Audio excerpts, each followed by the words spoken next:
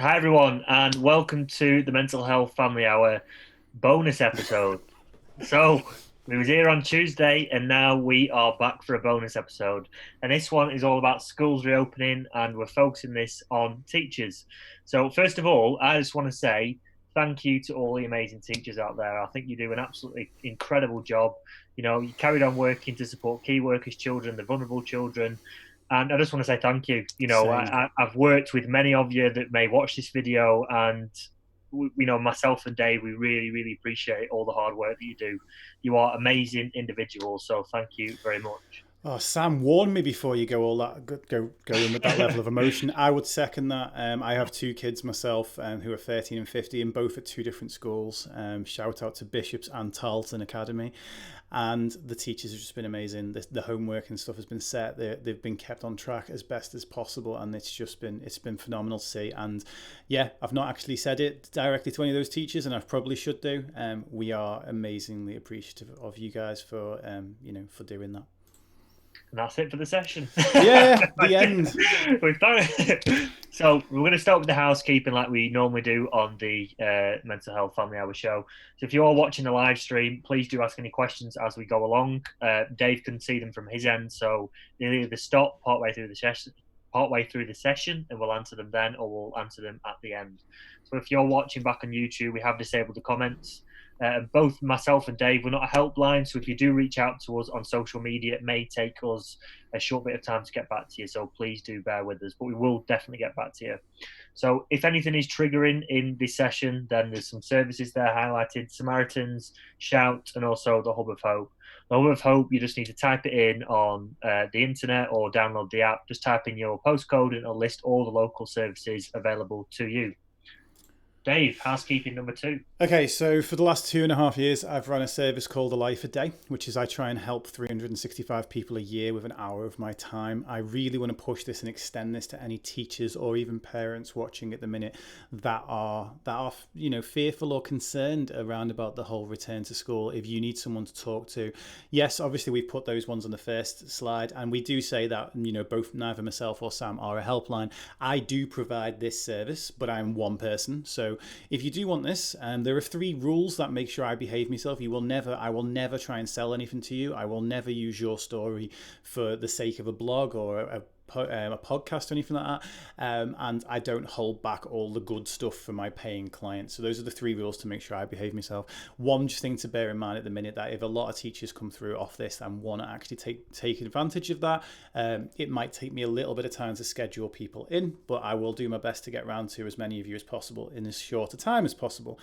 And if you want to actually do that, then you email me at dave@mindsetbydave.com, or just send me a message on any of the social media platforms. If you follow me on there, it all comes to the same person, and I will get back to you and I'll get you booked in for that. If you just want someone, even if it can be advice or it can just be someone just to talk to and express how you're feeling, we can work it either way.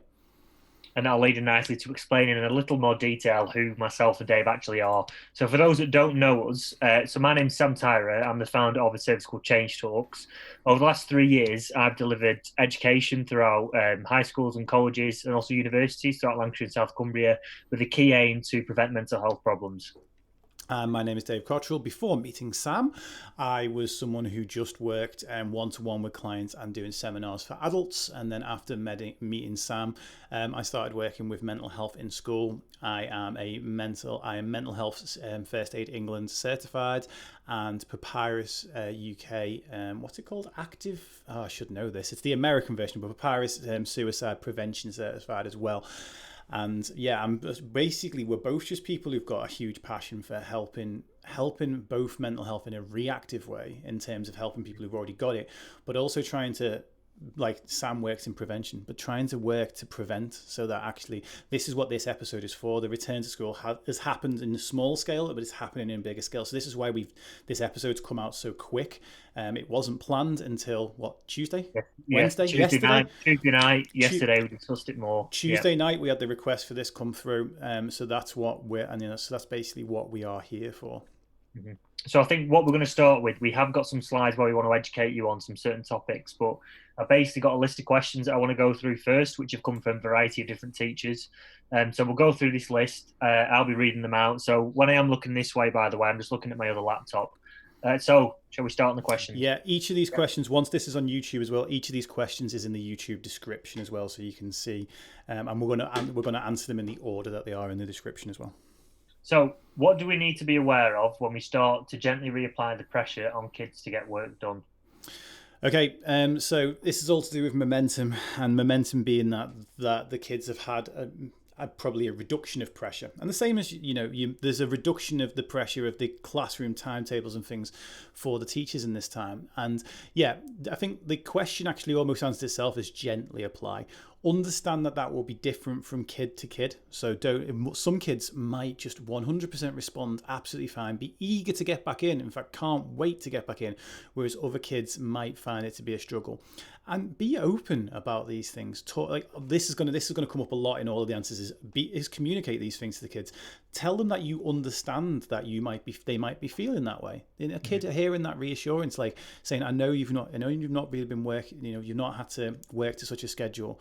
So we're going to do what we can to make this as comfortable as possible, and we're going to get you back in there. So yeah, gently do reapply that pressure, communicate what you're doing, be open, and just empathize, let the kids know that you see where they you see their side of things. And I think as well, just in regards to being open, it's slightly off this question. I think by you actually talking to your pupils and saying how you felt throughout the situation creates that environment where they can feel vulnerable as well. It creates that space where they will feel confident to talk to you. So I think, I advise teachers to say, if you've been anxious about it all, don't be afraid to say that to the pupils, because when I come into schools, I will talk about how I'm feeling about certain things, and they often engage back and open up, and it's like a burden off the shoulders by allowing them to open up as well. I just wanted to touch on that. Yeah, cool. So next question: students are going to be understandably anxious about coming back to school for various reasons. I think a big issue we will face. No, I think a big issue will be face-to-face contact and interaction with peers when they have been so used to just social media and messaging, etc. Any tips for this? Again, express to them that that's perfectly normal. Reminding and reassuring the kids at all costs, like all times, that what they're experiencing is actually normal, and say, it is normal for these uncertain circumstances that we've been in. It's like we've not been through a normal experience, and just remind them that it will get easier. Just say, we need to make a little bit of an effort. We need to go and talk to our friends. I know it might feel uncomfortable right now, but soon remember what it was like before. And then I should say to them, do you remember what it was like when you were speaking to your friend before all of this happened? Do you remember how you used to play together then? Well, if we just take our time and we go for this, that you can get back to there, but that just doesn't feel like it right now, and we just need to take our time with each one of these things. And I think as well, when we're allowed to do so, and the sort of social distancing, it's restricted even further, and we're allowed to mingle with other people, I think just encouraging the younger kids just to play rather than focusing on sort of the academia side of things. Well, an idea that has literally just sprung into my head right now off the back of that is because one of the big themes I want to sort of come out tonight is the idea of turning adversity into opportunity. So this is when we talk about the decorate the distance idea later. We've got the adversity of the classroom now. We've got these things now. Encourage kids to think about games that like a version of TIG, where if the person comes within a certain distance, like they're it or whatever it might be. So encourage them to kind of to play games that actually what about thinking about a new game that involves this social distancing? What can we do that could actually, and the kids might come up with some really inventive ideas for that, and that could be another cool way just for them to test their confidence, to come up with ideas, and to that's what we're nurturing their curiosity again in a safe environment. Really like that, Dave. Have you just thought of that? Yeah. The decorate the distance one popped into my head just after my morning run yesterday. So all of this stuff is and I've ran it by a bunch of teachers that have verified that it will work. So I'm confident about that one when we talk about it in a bit. Next question. I think a lot of students' self-esteem will have taken a hit. Any subtle ways any I can't get my words out. Any things we can do to try and rebuild this? You can tell I'm tired. Yeah, any schools that already do a little bit of mindfulness and mantras and things like that, that's a great time to bring them back in. So like I am statements, I am, I am strong, I am confident, I am powerful, I am smart, I am focused. And one that I've been doing the last few days, just as because I realised I'd let my own sort of mindfulness slip, and one that I've been doing because I've been feeling quite tired. There's been a lot of extra work in mental health over the last 10 weeks for me, and I've been feeling quite tired. And that when I feel tired, my brain can go a little bit kind of spider webby. And one I've been doing is a little meditation in the morning where I go, I have clarity of mind, um, kindness in my heart, and a fire in my belly. And then I go back, clarity of mind, kindness in my heart, fire in my belly, clarity of mind. And I literally repeat those three things. And that as well, it gives me the clarity of mind. It's a focusing thing. It reminds me of why I'm doing this, and why I'm doing this, and it reignites that fire in my belly, so it gets me set up for the rest of the day. So yeah, little morning mindfulness, a little bit of mindfulness in the morning might be really good for that. Just reminding them, and again, praising the work. As opposed to the results. And I think, I'm not sure how many schools are on board with this one, but when we praise the work and the effort that the kids doing rather than the result itself, it leads kids to actually, in the instant gratification comes from the actual work itself. It can almost turn, when we've talked about slingshots and boomerangs before, it can almost turn a slingshot and give you instant gratification in a slingshot, because they feel good about the fact that they're actually doing the work. Reminding them about what they are good at and pointing those things out again. And And it, we have mentioned in one of the other mental health family hours, we spoke about self-esteem in a bit more in depth, haven't we? Yeah. Also, the question says, how can we subtly do this? It doesn't necessarily have to be subtle. It depends. Again, use your judgment on the kid that's in front of you, because Yeah. some kids might really need a little bit more over the top. Other kids might actually need it to be subtle. So yeah, there's no actual requirement on it being subtle, but the kids. Each of the teachers that would think about this question know the kids in their class better than we possibly could, so they know which ones that actually might need a slightly more over exaggerated or a slightly more understated version. Mm-hmm. Right, trying to gain some form of normality in terms of schooling for our students seem to be a while off yet. How can we keep them from feeling positive? How can we keep them feeling positive and motivated?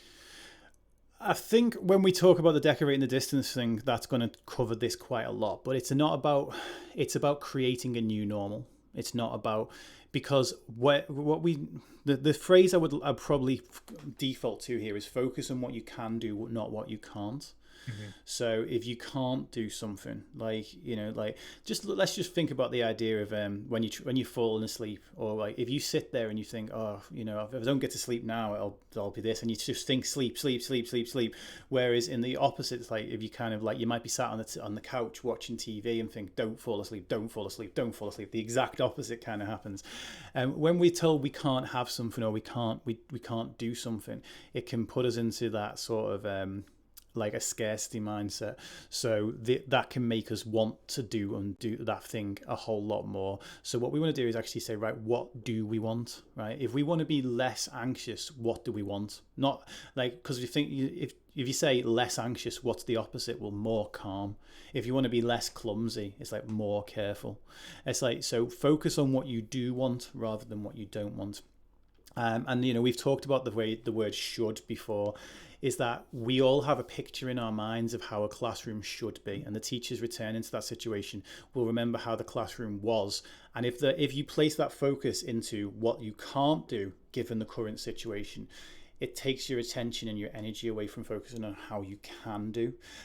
Prime example, this entire mental health family hour came out of that mindset, didn't it? Because we spent the first week, I suppose, focusing on the fact that we couldn't take change talks into schools anymore. And then it's like, right, okay, well, what can we do instead? And you and I had we had a meeting with a third person at one point, and then we just had a meeting on our own and decided, because we decided that this would be the least complicated way to do it, I suppose. And I was just like, right, if we can do it live via Twitch. We can get it up onto, YouTube afterwards, and we can get access to that. And we didn't know how it was going to go. We're used to seeing sort of 30 kids at a time, and maybe this has gone to more than that. It's been a fantastic opportunity, but it was that again. How do we change adversity into opportunity? What are the unique opportunities that this situation gives to us? And even get like that one about the kids, getting them to create new games. That is an opportunity. And it's an opportunity brought around by necessity. How many people have learned how to use things like Zoom and technology now that put those things off in the past because they had no choice but to now? And necessity can actually be a very, very good sort of push, and good for creating change. I think the next question is quite similar. It's a lot of it's sort of linking into motivation and how do we motivate the pupils. Just as how do we motivate pupils? How do we motivate pupils back into work routines, given that some may not have completed any work for months? Yeah, so I suppose it's similar to the one at the beginning as well, in terms of gently reapplying that pressure. So let's go to the baby steps and happy dances. Like we talked about this on the behaviour change week, the coping mechanisms week. Baby steps and happy dances. The principle of that is, if someone, say, for example, compares themselves to what they were doing at their best time, then what they're doing now isn't as good. And there's nothing worse for self-esteem than feeling not good enough, or that your work's not good enough. So what I would say is, historically you will have had milestones for the kids that might have been getting to the level 3 SATs, or getting to this particular year, getting to this test, getting that, this, that, and the other done. And what I would say is introduce new smaller milestones that make as much of a big deal of it. I talked about how, having come back from an injury, when I recovered from sciatica and couldn't run to the level that I was running before, what I did, instead of treating it like I have to beat my last best run, which was 17.5 miles, I celebrated like crazy for my first half a mile. I treated that half a mile as if I just completed a marathon. And we not trick our brains. It's more like we assign the value to it. There was one of the weeks that this was really well covered. I think it was about 2 or 3 weeks ago. It was when someone asked the question in the and then we talked about this, about how you trick your brain into giving the value to it. So we want to treat, like, if that basically if that kid sits and does half an hour of work, or even 10 minutes of work, we want to treat that as if they've just done a full session, like they've just done a full hour. And we want to again give a little bit more positive reinforcement at this time, because at that stage this is all about kind of making that work almost its own reward. Mm-hmm. And for me personally, I think initially when they do come back, I'd just encourage conversations. Mm-hmm. Just, with each other. I probably wouldn't try and bombard them with work straight away. I'd probably just encourage them to talk to one another, and then gradually build it up by saying, we'll have this lesson today, then we'll have 2 lessons, and build it up back slow. It's similar to what you're saying in a way. Yeah, absolutely. Because going from 0 to everything again is, but again, this depends on how each individual school's going back. Because I know that my Sam's school, when they go back, they're going to be on every 4th day. So that is, that's he'll be in on a Monday and a Thursday, and then a Tuesday, then a Friday, then right. and so on. So that is, I suppose, in its way, building back up. As adults, when someone does a staggered return to work, it's they return to work for like a half day and then a full day, and the same as sometimes how when we get a kid into school, first off we kind of bring them in for a couple of half day tasters and things like that. We know what to do. Like teachers generally, they know what to do for those situations, but it's using those same principles for this. This is just a new, completely and utterly unheard of situation, and this way I teach people on principles rather than practices. So the principle is what's underneath all of that. The principle is, okay, there's comfort zones at play here. The principle is that there's momentum at play here, and the principle is there's anxieties and stuff at play here. So it's like, even though we've not been faced by these exact comfort zones and anxieties and things before, if we understand the principles of those things, we can work for them. So again, some of the stuff that we've talked about on the anxiety week would be very, very useful to go into more depth, but we don't get the time, unfortunately, to go into that as much today. Right. Next question. What are the best approaches to adopt for getting pupils back into a learning routine? Yeah, say similar again is having structure, having consistency, and reminding the kids that it's okay if you like saying if you're struggling a little bit more with the lessons at the minute, it's okay. Take your time, take it a bit slower. There's no pressure to get everything done today. And I've got the slides open for the next one, and it says there's a focus on the need to catch up is the second principle that I wanted to talk about today. And this is that what will often happen here. Well, what can happen, sorry, I say will often happen as if this has ever happened before. And what could happen here is we go, right, we've missed, and I know a lot of schools have kept kids up to date with stuff, but we'll go, we've missed this many weeks, 10 weeks, 12 weeks. If people go back in September, we've missed 2 terms. It's like that's, and then there'll be this focus on saying we need to catch up. Now, here's the thing, regardless of whether you're a child or whether you're an adult, if you look and are confronted with every single thing that you've got to do, instead of breaking that down into like, which is the step, one step, what we do is our brain doesn't kind of put it out into a nice little linear line where we just do the lesson and the lesson and the lesson. What we think of is we think, I've got to do all of this. And instead of saying, yes, I've got to do all of this eventually, our brain goes, I've got to do all of this right now. So that's why, like, a lot of people who even love to-do lists, they can get overwhelmed by a to-do list that's too big. That's why when we talked about the takeout menu on the self-care week, I said you don't look at it like you've got to do all of it. You've just got to do some of it.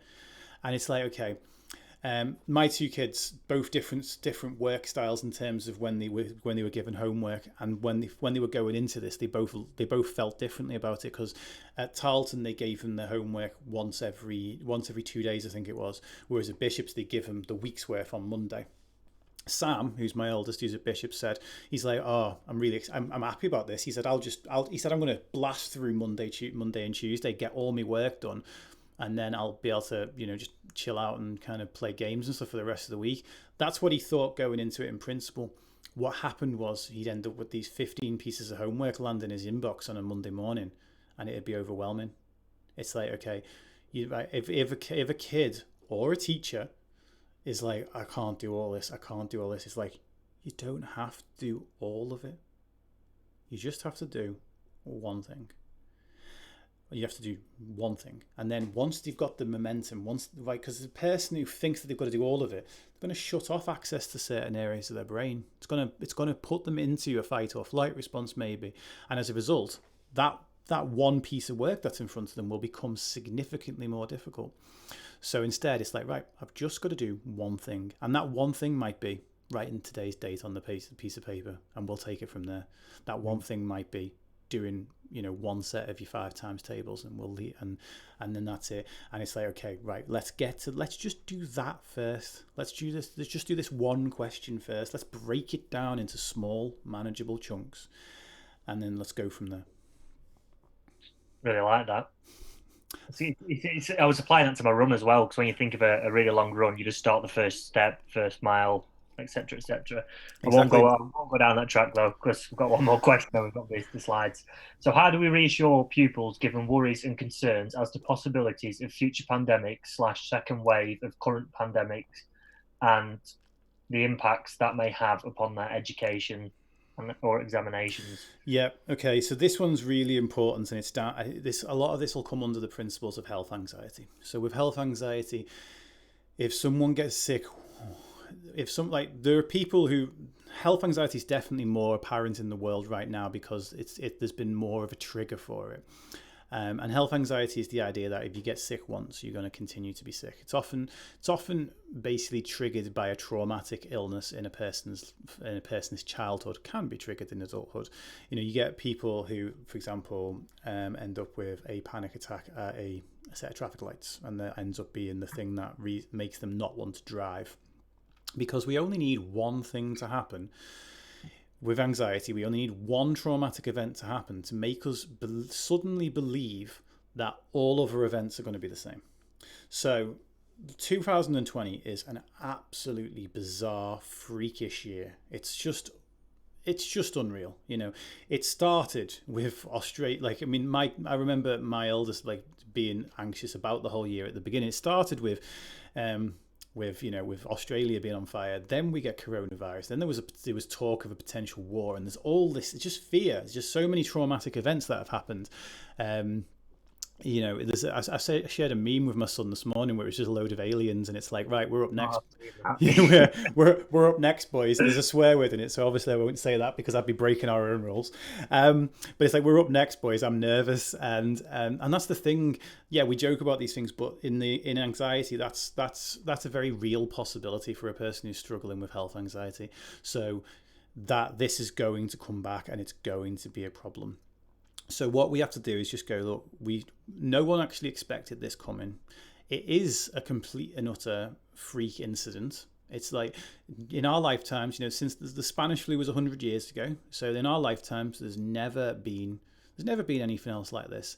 And that's and it's but the thing is, there's also no indication that this kind of thing is coming. There's no indication that we're going to have another one of these. Yes, there is. The second wave's slightly different because obviously there's a lot of scientific. There's a lot of science pointing towards the fact that it will. There's a lot of science pointing towards the fact that it won't. But we just have to focus on what is in the current situation, and rather than focusing on what could be in this situation. And we need to kind of be like, okay, look, we're taking as many precautions as possible. That's why we're talking about the games and the decorate the distance and keeping ourselves apart. And we're just going to do what we can to increase our chances of avoiding that. And that's the whole thing, is we're going to be taking as many necessary precautions. And, just understand, once again, reassure the kids that it's being anxious is actually a perfectly normal response to this. Yeah, it really is, and it's okay. And what I would say is go back to the juggling ball trick. If kids could do that, that's a great one that we'd put at the end of the anxiety video if anyone wants to go back and look at that. I'm wearing a really, really bright pair of red shorts with a purple top on it. It's horrendous, but it's basically, yeah, you've got the juggling ball. I'm not doing it again because, again, it takes about 10 minutes and we've got so much to get through. You basically use it as a movement pattern. That'd be a good thing to actually bring down acute anxiety in the moment. Again, mindfulness and breathing techniques.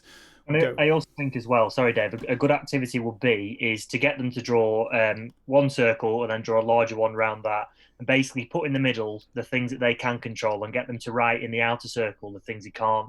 And on the outer circle, get them to draw arrows about the emotions that they would feel by focusing on these things. And it will just get them ruminating in their minds, thinking what they do need to focus on, and get them to do that themselves.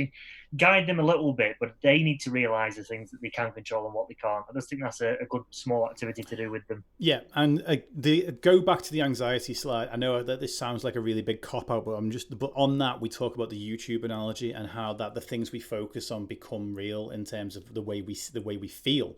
It doesn't mean what we think about actually happens in the world, but it feels like it is. So if you're thinking, like if I say, if you're thinking don't get sick, don't get sick, don't get sick, don't get sick, all your brain is hearing is get sick, get sick, get sick.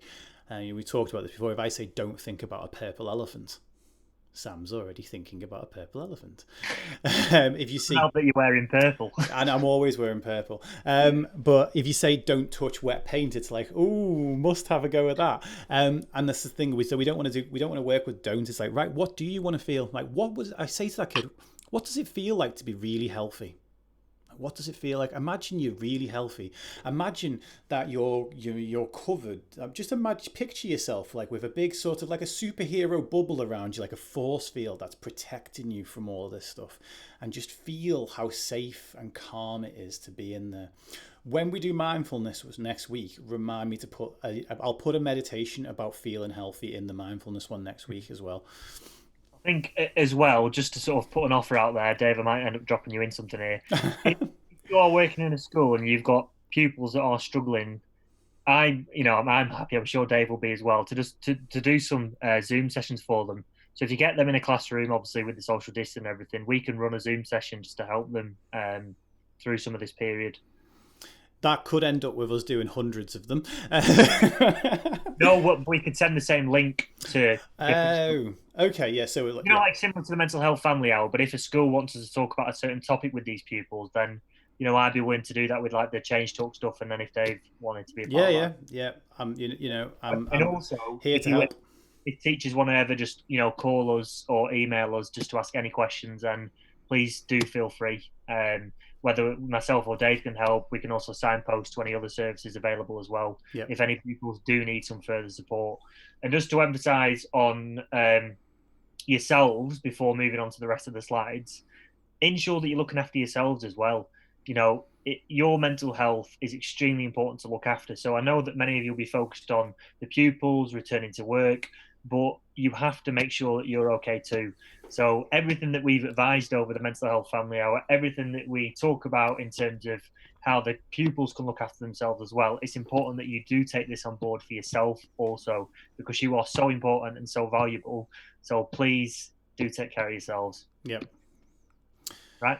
Excellent slides. Right, so a lot of the slides, particularly the principles, this first one's really was supposed to be a summary of what we were talking about, but we wanted to get to the questions first. So low momentum, both in staff and students, we've already touched on that. I'm going to go into each one of these in a little bit more detail on the next slides, but focus on the need to catch up. We definitely cover that a little bit.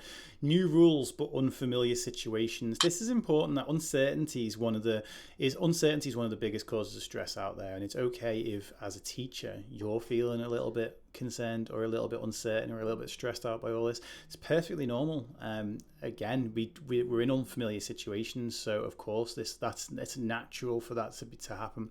And then comfort zones having shrunk / emerging anxiety. I suppose we just covered that as well. And the last one I really want to touch on before is societal pressure. We talked about peer pressure and stuff the other day, but this is more societal pressure for you as a teacher. And again, I'm going to get emotional talking about this, but just please do know that you're appreciated, because if you go online right now, there's the ongoing argument about whether or not you should be back in the classrooms, or whether you shouldn't, or whether you should be actively protesting it, or whatever it might be. And we all have to make our own calls on these things, and each person that's saying those things is making their own call on it too. But also, I don't know how much of that is impacting you as a teacher reading it. And that's one of the big things I wanted to get across today, is please know that we are here for you as well. The mental health family hour wasn't just it. Well, it's not to kind of, it's there to support teachers and students and parents. That was the whole purpose of the whole show. And really today, for me, we are doing a shorter kind of, hopefully shorter, and it's never short with us, a shorter one for specifics around year 6 and specifics around year 10, because those kids will be facing specific sort of troubles that necessarily kids in the other years won't. And that's one of the reasons why they are the ones returning to school earlier. But yeah, please know that if you are feeling under kind of pressure from the different angles of society, in terms of not even knowing yourself whether or not you want to be or should be in the classroom, please know again that is perfectly, wherever you sit on that, it's a perfectly valid opinion, even if there are 1,000 other people screaming the opposite to you. Both sides of that argument are actually valid. And again, we're expected to deal with this situation with common sense. And yeah, we don't even, as humans, we don't even have common sense when it's a common situation. And this is one of the most uncommon situations ever. So again, wherever you sit on that, know that it might sound like I'm sitting on the fence, but wherever you personally sit on that, I've got your back, because I believe that you have your reasons. That was me rant. Yeah. I was enjoying that then, Dave. I honestly, I want the teachers to know. I want the teachers to know that they are like that, because the hashtag I've been using about this is carers need care too. And it's very important. Like, both you and I need care and need backup, and sometimes we're there for each other for that. But working when you are trying to look after people, whether that is helping them with their mental health, whether that is teachers, whether that's parents, whether you're a nurse or you're a nursing home, all of those people are usually the last people to ask for help. Yeah. Or the last people to seek help. We think we're too busy helping everybody else, then how can we possibly? And there's that old sort of cliche, but it's true, about put your oxygen mask on before you help others. Because if we're not looking after ourselves, and we're not supporting the teachers, like parents, please do what you can to support your teachers right now. Like, if your kids are going back to school, let the teachers know how much you appreciate them for being there. It's huge. It's important. And it's such a hard job as well, just from us speaking in schools, and me traveling around Lancashire and stuff. It's tiring, it's exhausting. So like I said, no matter what question or concern you may have about any pupil or yourself or one of your staff members, just please do reach out for support and email one of us because we'll help in any way that we can. Yeah. How we move on with the slides, Dave? Yeah. We have mentioned quite a few things within. I'm on the comfort zone Yeah. slide. Okay. Same. So yeah, this is again. There'll be a whole host of emotions, and again, what I've just said there in terms of whatever the person is experiencing, please validate it. Like, let them know it's really. Thank you for telling me that you're feeling that way. I mean, I'm really sorry that you're feeling that way, or it must be really, really difficult. Do you want to talk? Do you want to tell me any more about it? Little things like that. Say this is true for parents as well. If your kids are talking about returning to school and they're anxious about it, they're worried about it, or they're worried that they're not gonna kind of be able to get along with their friends. At the same time, there is equally going to be people at the opposite end of the spectrum. There are going to be people that can't wait to get back in there, that just aren't bothered about it. And like, to be honest, there'll be kids that will just be like, they probably want to break the social distancing rules and all the rest of it. But And you already yeah, and again, it's like there is no real invalid emotional response to this. Like, it's like, however a person is, it's down to a combination of their genetics, their upbringing, and their lived experiences. Those three things combined to create how we handle situations. And you could, like, that's why I use this particular thing. You could find people in love's a bit of a weird one to be on there, to be honest, but that was just the image I've got. But you might find people who are excited, you might find people who are anxious, you might have people that look anxious but are actually excited, or look excited but are actually anxious. So just ask what's going on. And the same is true, teachers, you might feel the same way. Your interaction with other humans throughout the course of this experience, you may have spent less time in socially interacting. You might be, you find it a little bit strange being physically with people again, like around them, and that's also okay. So just be mindful of that, and take some time to take some time in the evenings and stuff to make sure you're filling yourself up so that you're not pouring from an empty cup. It does take a while to adjust. I've been going into the office more recently, and I think that when all this happened originally, I'd mainly started working from home, but recently I've been going out to a few different meetings, and I think even my own personal feelings. I'm thinking, oh, there's people here. You start getting a bit apprehensive about it, but then it's just calming yourself down and thinking, right, what can I control now? I can make sure I'm 2 meters away from them. I can make sure that I'm cleaning my hands at least 6 times a day. And because if I was to focus on, have they got it? There's someone coughing there? Have they got coronavirus? And if I start thinking about all these things, you can get really, really, really worked up. So it was then just calming myself down and focusing on what I can control. So if you go through that, just try and think the same way I did. Yeah. Focus on what you can do. And this is the thing, is that we have an opportunity here because we are examples to the kids. As a parent, I'm an example to my kids. As hopefully when me and Sam, if we do get to do Zooms into schools, we'll be an example to the kids. And it's like, trying to live your life to the way that you want the kids to live theirs. So if you are, I would say, like Sam said before, about if you are kind of anxious yourself and stuff, to open up about that. I would say, if you can, and this is a tricky line to balance on, but try to open up about your anxiety in a confident way. That sounds really strange to do, but if that's how me and Sam tend to present ours, if I went into a school and I was like, my story about overcoming depression and stuff, I still have depression from time to time, I still have anxiety from time to time, but if I went and presented that in a depressing way, I can talk about my depression from a position of strength. I can talk about my anxiety from a position of strength. And that's the whole thing. It's like, look, I know it's okay to be anxious. It really is. I've been anxious about certain things, and there are certain things that I worry about too. But you don't want to kind of like present it in an anxious way, I hope that makes sense. But the big sort of finishing point on this particular slide that I want to get to is that we often think we're going back to square one, we're starting from scratch. You're not starting from scratch, you're starting from experience. Okay, you have a foundation with each of these kids that you're working with and you're teaching. It might not be the same on day one as it was on day -1 before all of this changed, but it will be better than it was on day one when you first met that kid. So you've got a relationship there. You've got sort of you've got a degree of empathy or a degree of understanding or a degree of rapport with these kids already. It might not be exactly where it was when you left off, but it's a lot further along than it was when you first started, and it will take less time to get back to where you wanted it to be. Perfect, Dave. Is there anything else you want to touch on that slide? I don't think so. I think we answered a lot of them questions. We put a lot of that information, the questions at the start. Yeah. So playing catch up, Dave.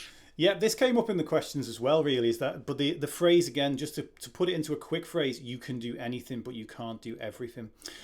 This was like, this was written when I worked with perfectionists in the fact that a perfectionist often tries to do everything and ends up doing nothing, or ends up not happy with what they've done no matter what. Yeah. So, and as a result, you get freaked out by the overall. And the thing, when we talked about the takeout menu, that was this.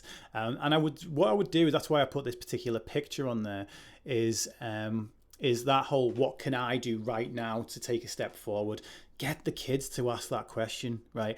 Oh, I can't do this, right? Well, what could you do right now to go one step forward? What could you, like, I was sat with my youngest doing his maths homework yesterday. And he's not asked me for help very much, but he asked me yesterday, and like it was one of those asking me for help, which really meant, "Can you do it for me?" situations. So I'm like, "No, I want you to explain through that." And he's like, "Well, I can't figure this out." I'm like, "Well, what are the principles you need to figure that out?" And it was to do with angles, and angles adding up to 180 degrees within a triangle and on a straight line and stuff like that. So we're like, okay, right, well, let's work out, how do we work out that angle first, which isn't the one the question was asking about, but you needed that one in order to work out the one that the question was asking about. And we did that one step at a time, and he did all of the work one step at a time. But I'm like, right, let's break it down, smaller steps. What can you do to get to this? What can you do to get to this? And I suppose the variation of that I've put on here is first of all, what would you recommend to one of the kids overwhelmed by too much homework before all of this? You guys know the answers to a lot of these questions. You trust in yourselves. You're all amazing. It's like, the answers to a lot of these questions, and it's like, okay, what would I have done if one of my students had come to me and said, I've got too much homework, I just can't get through all of it. What would you say to them then? And you'd say to them, you just take one piece of homework at a time, just focus on this, just spend 15 minutes on it, and then go and play and then go and chill out for a little bit, and then come back to it, break it down. Same principles, exactly the same principles. And so if you change it to the reshift in the focus from all the work the kids have missed, which is everything that's come before, thinking about like what they should have done this last term, and go, right, what's the most crucial thing to get through now? What's the best thing that we can get through right now in this one lesson, or even in half of this lesson? What is my focus? What is the focus I want the kids on right now? And take that one step at a time. And again, focusing on what you can rather than what you can't. I've got no input to that, Dave. Okay. So decorate the distance then. Perfect. Well, this is Dave's new hashtag. Yeah, he messaged me about it yesterday, I think, or was it today? I can't, all the days mixing it. It was this when I ended up sending you on a voicemail? This morning. It was yesterday. Yeah, I messaged you about it, and then I didn't get an answer quick enough, so I messaged a bunch of teachers about it. So yeah. Again, I was only thinking this. I was thinking where this originally came from was when I was out buying ice cream the other day. And I went to the ice cream place down the road from us had reopened, and they've got the perfect system for like social distancing, because they have an entrance and an exit at the opposite end of the store. Cool. Tootsie's, up at Longton. Yeah. So I said to my wife, I'm like, surely they'll be open. And she's like, why? And I'm like, because they've got that back door, so they can just have a conveyor belt of people going through without actually ever congesting it. And this episode was sponsored by Tootsie's. I wish. Tootsie's. I'll actually, I wouldn't be sponsored by anyone, but Tootsie's, I love you. And they've reduced the flavors to keep the things flowing and all the rest of it. And we went out to it, and I was like, that was so efficient. Like, because you could wait in the queue for that place on a hot day for like forever. And it was so efficient, and the way they worked it was brilliant. But the one thing I noticed is once you get in there is like they make the ice cream all behind the plexiglass, and then they put it to one end, and then you walk down and collect it. And then they do the contactless only, but they have the contactless the opposite side of the plexiglass. So if you touch, you're only ever touching the plexiglass rather than. So it's actual contactless payments as opposed to when people actually slam their card right on the reader. And I was like, that was really cool and really efficient. However, it was kind of a weird atmosphere and kind of scary and like and intimidating in there. All this plexiglass, you know. And I mean, I grew up in Anfield. We had plexiglass at the KFC, but it was we had that, and it was kind of intimidating. It genuinely was. And I thought to myself, I wonder what that's like in classrooms. And this picture on here, it's what like a friend of mine who is a teacher like sent me this. This is his actual classroom, and this is how obviously they've got it. They've got these two markers here, and I thought to myself, right, okay, what would be a way to make that less intimidating? And the idea of decorating the distance was what came up. And the idea of decorate the distance basically is what you do is you like, let's say that, like, I don't know how every school's working, but I know how my son's school's working in the fact that it's 1/3 of their year is in at any given time. So there might be certain people that like the people that are in his year that are his friends that aren't in his third. So I'm like, well, wouldn't it be cool, like, to have like pictures of all of his mates or whatever, or the group of people, his mates that aren't there physically in the classroom, or like drawings or like letters or just nice things, like just so to make that area their own. And originally I thought primary school would be great for this because they like a bit more crafts. And then I thought, you know what do teenagers love? What did I love as a teenager? I loved putting posters up, you know, I loved like making my room my own, putting my own stamp on it. And it's like, again, instead of making this area, this scary, intimidating place, it's like, how can we make this area just more like something that they've created, something that, again, creating opportunity from adversity, turning this thing that is a symbol of our social distance and transforming it into a symbol of our connectedness. Right, seriously, I'm dropping my mic for that one. but and that obviously, you know, if what would probably have to happen is that the kids would have to make the decorations themselves and not place them in there because they're not allowed to go into that zone. But then the teacher would obviously do all the placing so that we're not, you know, there'd be health and safety things around this. But I honestly think it could transform what would be. And I'll tell I suppose one of the places this came from is ages ago. I was at a Tony Robbins whatever they're called, seminar. Conference, that's the word. And he said that one of the early conferences he did, he picked a really terrible venue for it that had this train go past that he never heard when he went to view the venue. He said it went past like every hour, and every single time it went past, no one could hear. Like it disrupt the entire conference, and what that'd do is it ruin the kind of flow of the conference. So what he did is he encouraged them every single time the train, that was the signal that they all had to kind of go a little bit like wild and like cheer and like, yeah, we love the train, because everyone was hating the train. So he reframed it and taught everyone to love the train. And they said by the end of the weekend, it was one of their favorite things. Every single time it brought the energy up in the room, so that when they came back to doing the actual next part of the conference, the energy was high. And when the energy's high, people engage with things better. So it's like, how can we turn this one thing? So if you do use it, and you like it, I would say please use the hashtag decorate the distance, so I can have a little nose around on socials. If you want to tag me in it, I don't need the credit that obviously that I created this idea. My ego's not attached to that. But I just want to see who's going with it. That's why I'd love for me to be tagged in it. Yeah, and I think again that's at the bottom there. If there's one phrase for them this entire day, is like, we can use this adversity to create opportunity. And if you don't have social media, please email us. Email us the pictures or anything like that. My email's at the start of the slides, and then Dave's mentioned his as well previously. Yeah, mine comes up again in a minute as well. Please do get involved with this. I think it'd be fantastic for the kids, especially primary school pupils. I think they'd absolutely love it, and teenagers all the same. Yeah. Right. Is that the end? No. Societal pressure. I really want to talk about. Yeah. Okay. This was so. I think we've already talked about this really. The teachers and kids that are in school, we want to focus on what is rather than what should be.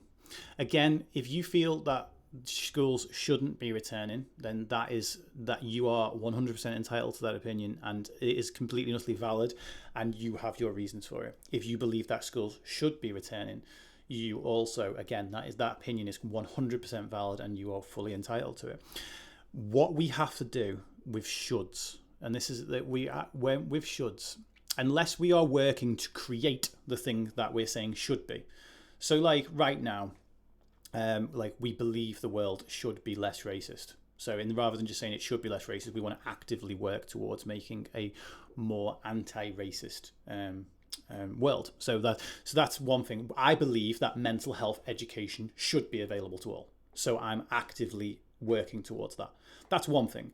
But if it's not something that we're actively working towards, then focusing on what should be instead pulls our attention away from what is. And the same as like we talk about this in mental health, that people say that there should be more mental health available. And when people say that in mental health care, they don't spot things like this. Like this show is what we've done. This is now technically our 9th episode, and we've made a ton of mental health education free. So anyone that says that mental health education should be free, we're doing it. And we've experienced that now. What's that? If people followed what we've said over the last 9 weeks, the mental health could dramatically improve. Yeah, I'm not again. I've not got the ego to sit here and say we're going to fix all of it. But Yeah. But there's so many improvements that could be made throughout the information that we've passed over the last 9 weeks. And it's like, okay, so when someone's saying more needs to be done for mental health and there should be more of this, often what that means is people miss what is already there. And okay, if we're thinking that the schools should be closed, but we're in the school and the reality is that the schools are open, what we might be doing is spending our entire day, instead of focus on, can I help these kids? What can I do to move forward with these kids? Our attention goes to, I shouldn't be here. This is all wrong. And when your attention is, I shouldn't be here and this is all wrong, that then feeds into what you actually deliver. So as a result, the stuff that you won't be as forthcoming with the kids. You won't and if you then start saying to the kids, I shouldn't be here, this is wrong, that's going to then feed into the kids thinking the same thing. And it's like we're not here to kind of propaganda or to or to talk policy or what is right in terms of what should be done in this situation. And we're here to say, well, this is what the situation is in terms of like what the governments have suggested, what the schools have agreed on, what the consensus of the parents have agreed on. So this is what we're working with. And that's the whole thing is, again, that doesn't mean that if you disagree with this, you are wrong.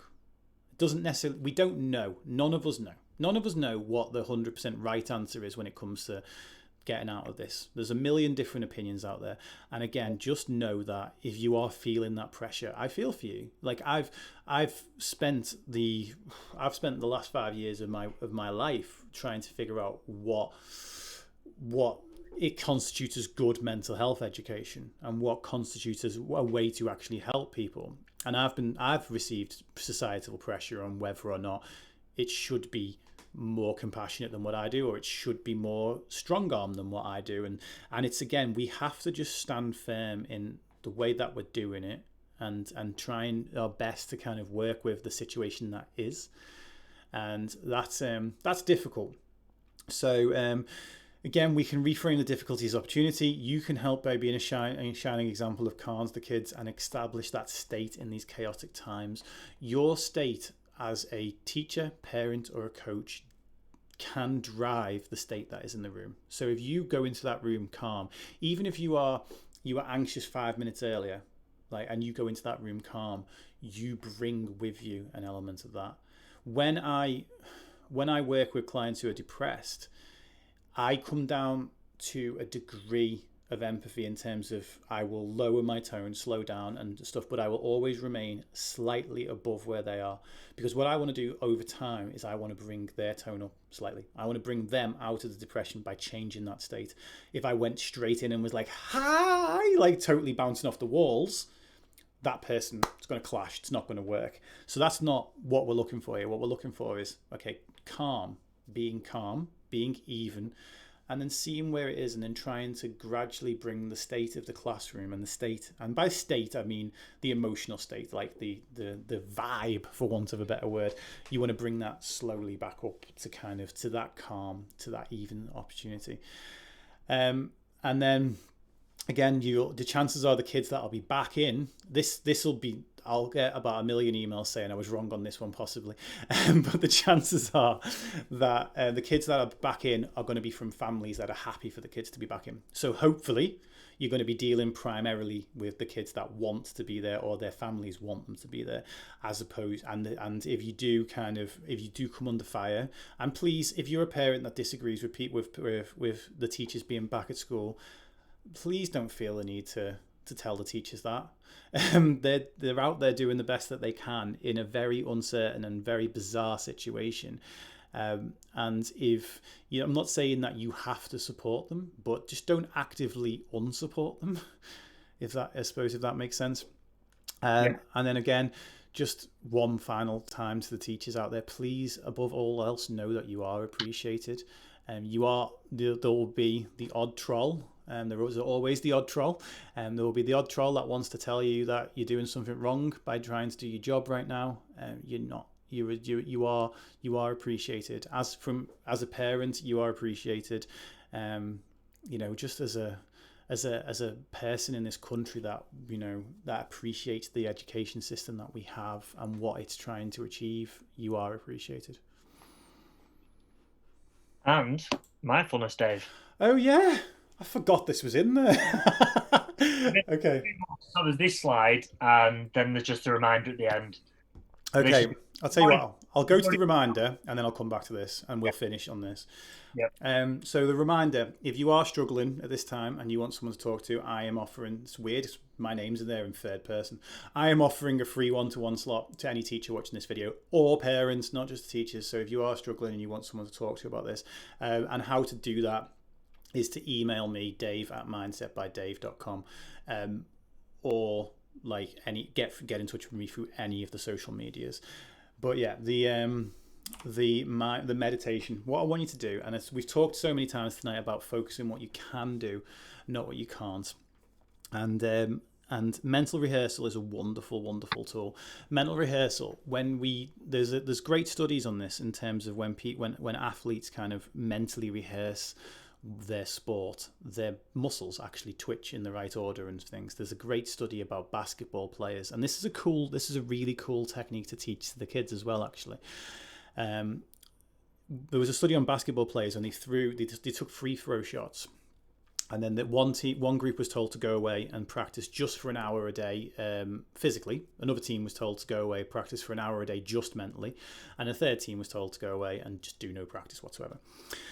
And then, unsurprisingly, the team that did no practice whatsoever, 0 improvement. The team that went back and practiced for an hour a day physically, they improved by something like 41%, or 49%, I think it was. And then, with the team who practiced for an hour a day mentally, improved by 48%, only 1% less than the team who practiced physically every single day. And this is true. When we practice something, it creates pathways in our brain. Now the thing is, when we practice a worst case scenario, when we think about the worst case scenario, it creates anxious pathways in the brain. So we get good at being anxious. So if you sit there and think, what if it all goes wrong? What's it going to look like? We'll start to create those pictures. So what we want to do today is we want to create the best case scenario. So what I would like you to do is I'd like you to close your eyes for a moment.